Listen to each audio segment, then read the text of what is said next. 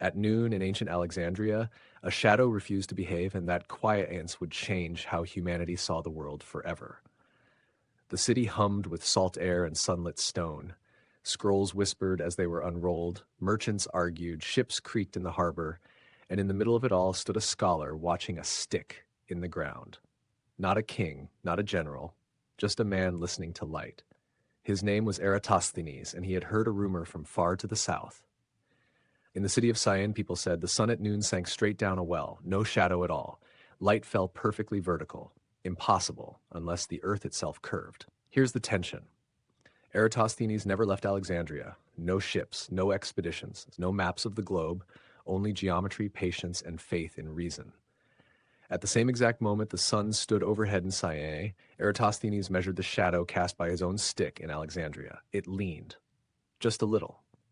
But that angle, barely 7 degrees, was everything. A whisper of curvature, a clue carved by sunlight. Pause with him here. Imagine the risk. If he was wrong, the idea would collapse under ridicule. The world felt flat underfoot. Oceans looked endless, horizons lied convincingly. But Eratosthenes trusted the shadow more than his instincts. He calculated the distance between the two cities. He compared angles. He scaled that tiny slice of curvature into a full circle. And with nothing but math, he reached out and wrapped his mind around the planet. The number he arrived at was astonishingly close to what satellites would confirm more than 2,000 years later. No god spoke. No thunder rolled. Just ink drying on papyrus. This wasn't just a measurement.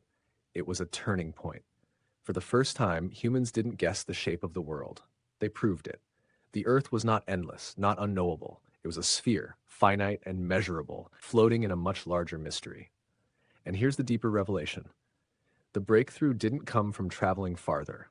It came from thinking deeper, from trusting evidence over intuition, from believing that even the sky leaves footprints if you know how to look. In a sunlit courtyard in Alexandria, a shadow bent, and humanity's perspective bent with it.